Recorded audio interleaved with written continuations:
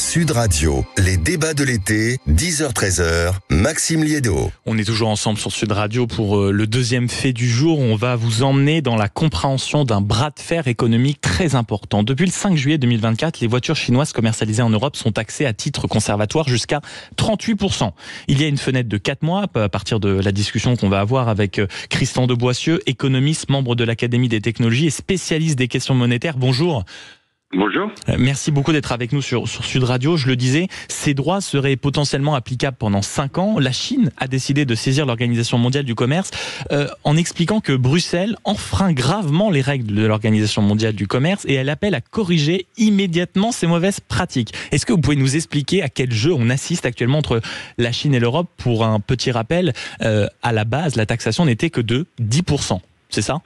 Écoutez, on assiste à une guerre commerciale qui a d'abord et qui est toujours une guerre entre les États-Unis et la Chine et qui devient aussi une guerre commerciale entre l'Europe et la Chine. Alors, c'est un peu paradoxal et presque, j'allais dire, rigolo que les Chinois se plaignent à l'Organisation mondiale du commerce, en plus. Voilà, du fait que nous ne respecterions pas les règles du commerce international, donc qui s'adressent à l'OMC, qui est à Genève, l'Organisation mondiale du commerce. Enfin, les Chinois, ils sont depuis 20 ans à l'OMC, et Dieu sait s'ils ont vraiment jamais appliqué les règles de l'OMC. Donc, nous sommes dans un contexte où vous avez cette guerre commerciale, la montée du protectionnisme, chacun se méfie de l'autre et prend des mesures préventives qui entraînent des réactions en chaîne. Et les Chinois, vous avez vu, menacent de taxer le cognac. Alors ça paraît secondaire le cognac, mais ça veut dire aussi les produits de luxe, etc. En réaction au fait que nous allons taxer les voitures électriques chinoises qui coûtent beaucoup moins cher quand elles rentrent sans droit de douane ou avec des droits de douane faibles en Europe que les voitures que nous arrivons à fabriquer, voitures électriques que nous arrivons à fabriquer en Europe. Donc pour nous, c'est une mesure défensive par rapport à la concurrence chinoise. Mais je répète, l'OMC est à Genève, l'Organisation mondiale du commerce.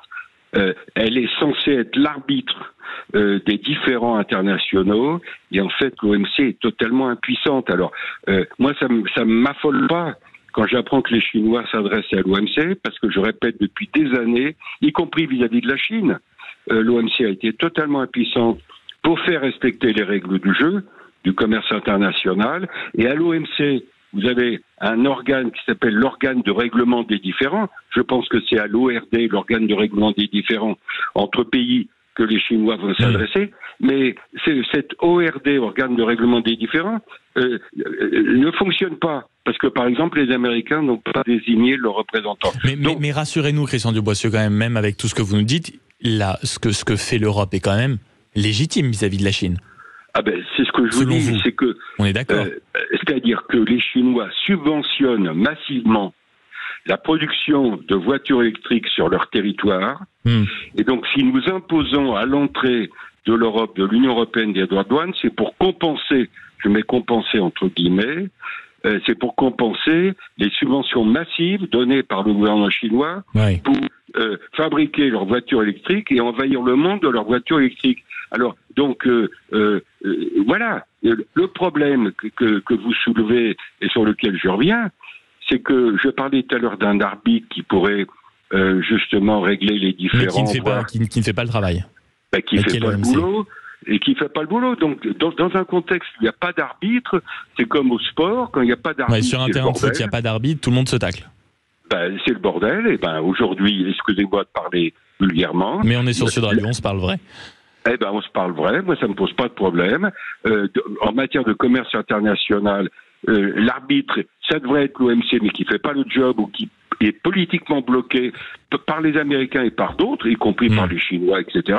Et donc chacun fait ce qu'il veut. Mais est-ce qu'en plus, en plus, Christian de Boissieu, pardon, mais est-ce qu'en plus, pour nous Européens, ça ne va pas nous mettre dans un spectacle pathétique? Parce que la France et l'Espagne étaient pour, l'Allemagne, la Suède et la Hongrie, pour donner que, étaient plutôt contre. Est-ce qu'on risque encore d'assister à des tensions claires entre les pays de l'UE? Ça ne va pas aider à la convergence à l'intérieur de l'Europe, ça ne va pas aider à la coopération, alors qu'en ce moment, pour des tas de raisons, on aurait besoin d'une Europe qui soit un peu plus solidaire, un peu plus convergente. Là, c'est en quelque sorte une aiguille dans le dos européen où cette affaire des voitures électriques et des droits de douane à l'entrée sur notre territoire européen, ça va à nouveau provoquer, je dirais, un différend entre, par exemple, vous le citiez, entre la France et l'Allemagne. On n'a pas besoin de ça en ce moment. On a une Europe qui est vraiment une zone de basse pression avec une croissance qui est insuffisante par rapport aux performances américaines. On a une Europe qui a des tas de soucis, y compris sur les problèmes de finances publiques, de déficit public et dette publique. On a une Commission européenne qui vient d'être renouvelée qui est en train d'être renouvelée suite aux dernières élections européennes. On a donc un vrai problème de gouvernance européenne. Et dans ce contexte-là, on n'a pas besoin de créer d'autres sources de dissension entre nous. Surtout pas. Voilà. Mais justement, je file un peu votre raisonnement. Vous parlez clairement de jeux dangereux. Est-ce que ce n'est pas ce à quoi l'Union européenne joue? Parce que c'est quand même une filière au sein de l'Union européenne qui emploie 14,6 millions de salariés. Et la progression des voitures chinoises, vous le disiez, un chiffre, c'était 2% en 2021, c'est 8% en 2023 désormais sur le sol de l'Union européenne. Donc pourquoi s'engouffrer dans ça? Non, mais je suis d'accord avec vous. Moi, je suis pour la concurrence. Et si j'étais pas pour la concurrence, je serais pas économiste. Oui, c'est ça, ça serait compliqué. Ça serait un peu compliqué. Donc, je suis pour le marché, je suis pour la concurrence. Simplement, je suis contre la naïveté.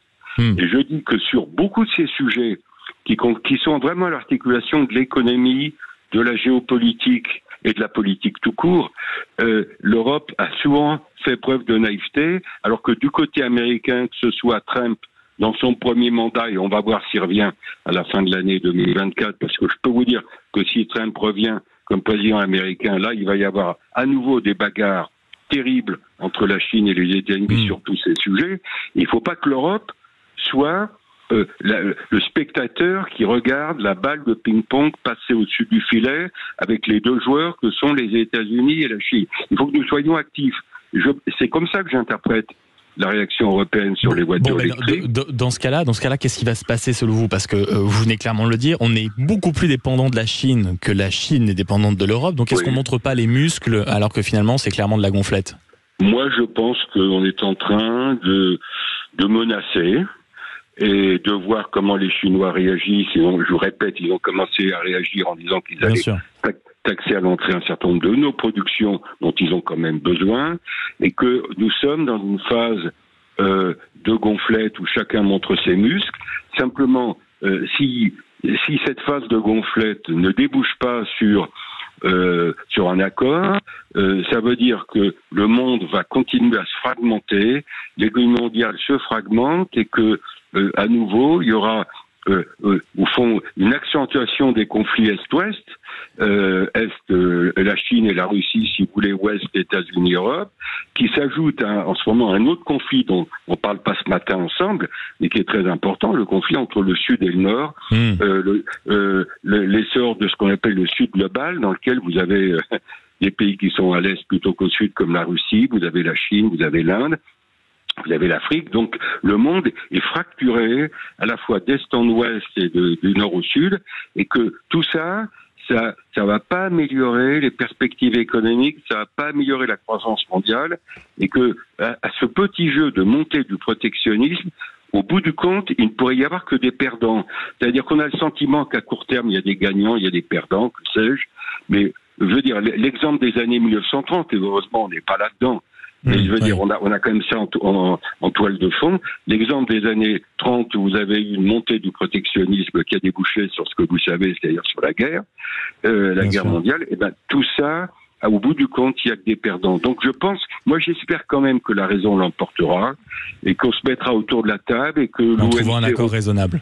Et que l'OMC retrouvera des couleurs, mais ça dépend pas de moi, ça dépend des politiques, en particulier de ce qui se passera du côté américain. Christian de Boissieu, économiste, membre de l'Académie des technologies et surtout spécialiste des questions monétaires. Une dernière question pour clore cette conversation.